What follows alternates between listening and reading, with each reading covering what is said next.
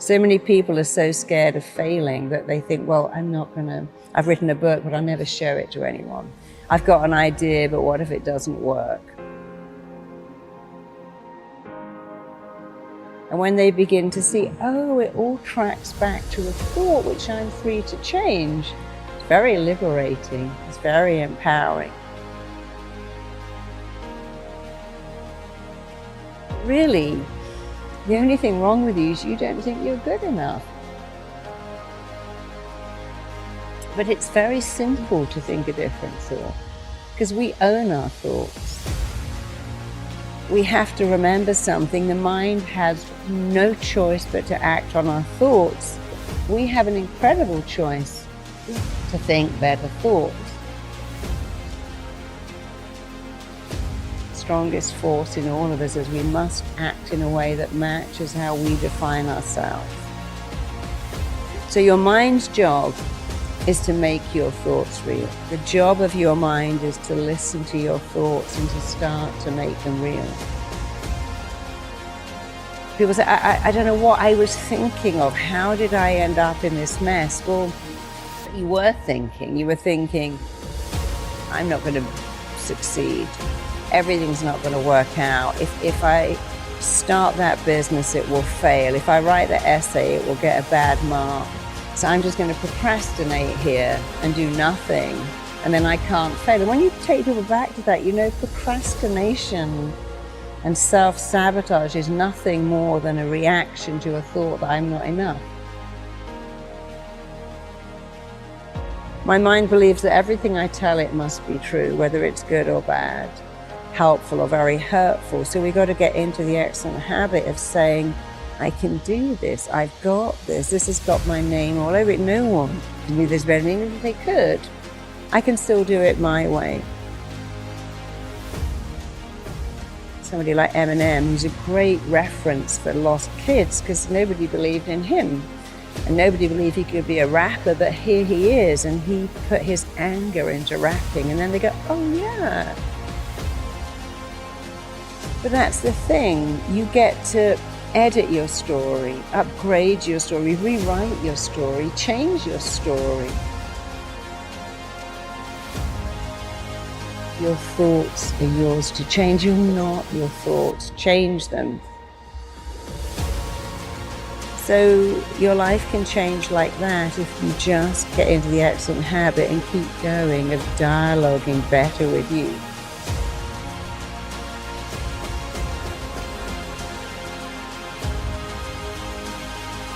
Change like that. Can you change in 21 days? You can change in 21 seconds if you know how. In fact, you can change twice every day, first in the way you think and the second in the way you act. You know, your life can change immediately when you change your dialogue. And there are many people who've told you that, you know, I just stopped saying that. So we all get a choice. Oh, I'm such an idiot, I forgot. I got that wrong. But then even when you get something wrong, what did you learn? You know, a person who never made a mistake, never made anything, your mistakes teach you. So even when you make a mistake, well, I learned something. I learned I'll never do that again. You know, occasionally when I'm traveling, I'm like, okay, we've forgotten our chargers. Let's always keep them in our travel bag. Let's always keep them there. When you make a mistake, it usually enhances your education if you learn from it.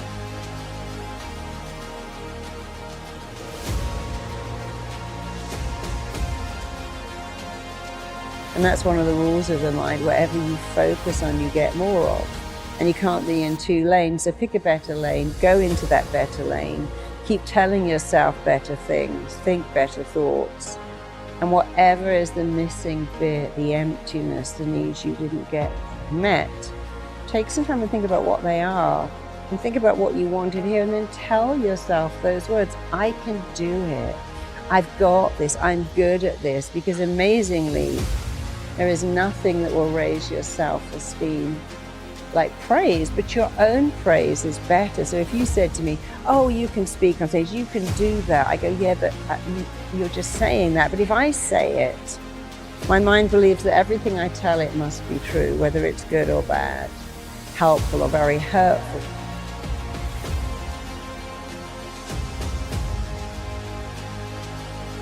the words you want to hear, what I call the missing bit. What have you been longing to hear? You don't give that away. You don't give that up. Start to say it yourself, because it sinks in. Whoever's saying it, it sinks in. But when someone else says it, they might have an agenda. You're great, could you lend me some money? But when you say it, there is no agenda. Think of your unmet needs. The emptiness in you is what you didn't get as a kid. You didn't get love, you didn't get praise, you didn't get recognition, you didn't get celebrated, you didn't even get gifts, and that's horrible. But imagine if you could start to say those things. I matter, I'm significant, I'm lovable, I'm worthy, I'm enough. And then you'll start to fill up that emptiness. The not enoughness becomes enoughness. And actually, when you do it yourself, it's way more powerful anyway, because you have no agenda.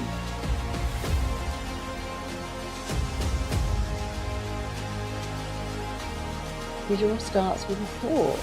But changing your thoughts is easy, it's free, can be instant. And so I really like to simplify what makes humans tick, because what's the point of making it complicated? How does that help anyone who says, well, I'm messed up and so hard to change and people can't change? It's like, well, that's not correct. Who taught you that? From the minute you're born, you're changing.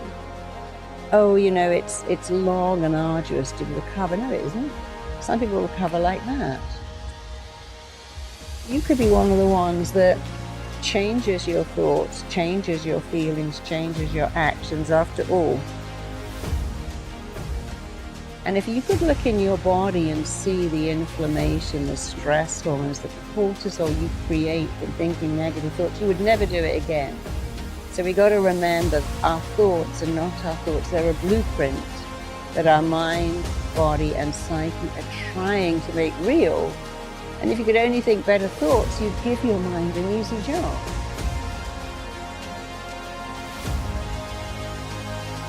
Your lovability's got nothing to do with the numbers on the scales or the numbers in your clothing label or the numbers on your bracelets or the number of your followers.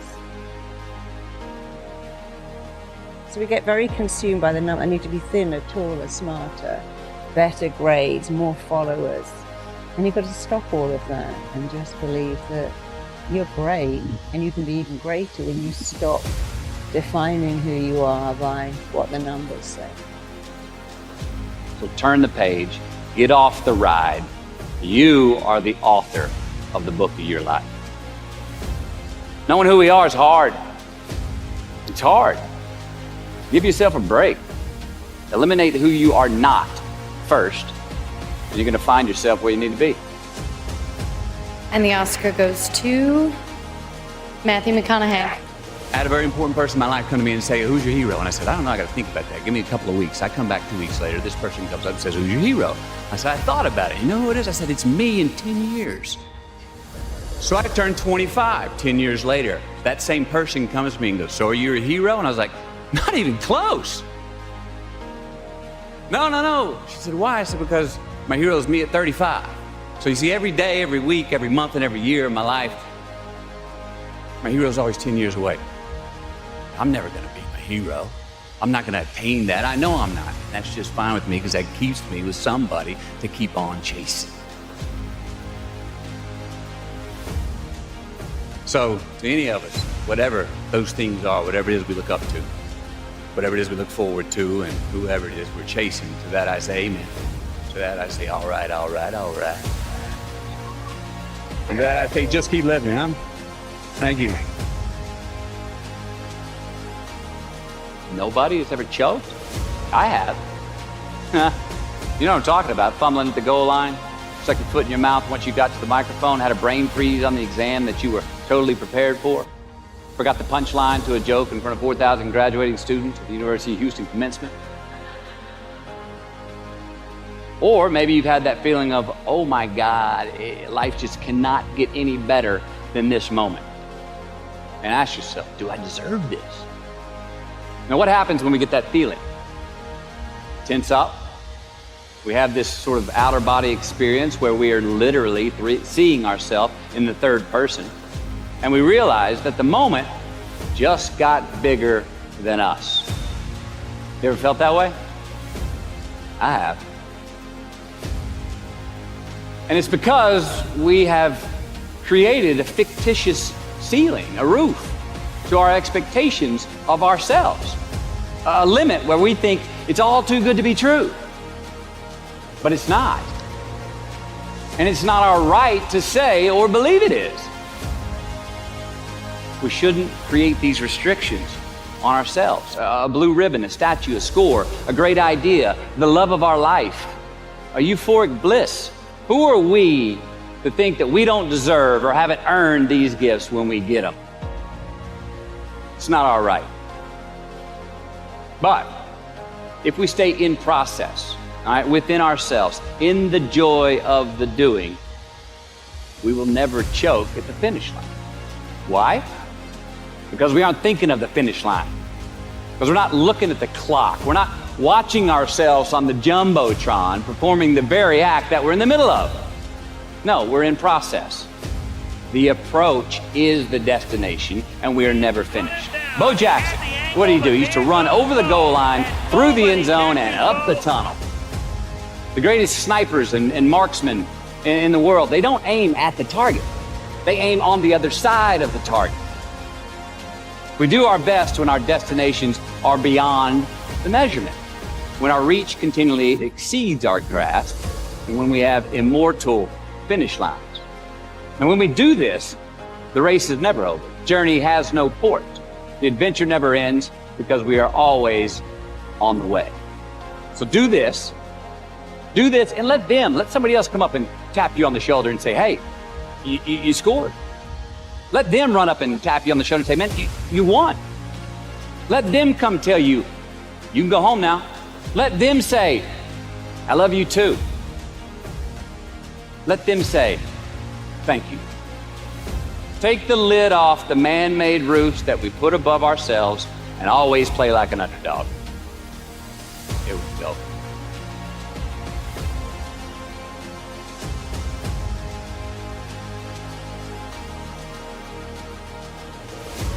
Responsibility of freedom and the freedom in responsibility. Life's more than just straight Saturdays with as much cake as you want to eat. It just is. You will see how long you last doing that if you really do it. You won't last that long. Responsibility is appreciation of a past. It's building of a lineage. It's investing in ourselves. It's investing in something we started to build yesterday that we want to take into tomorrow. There's a response that gives us freedom. So to actually have true freedom, we have to be more responsible for certain things, for ourselves, who we are.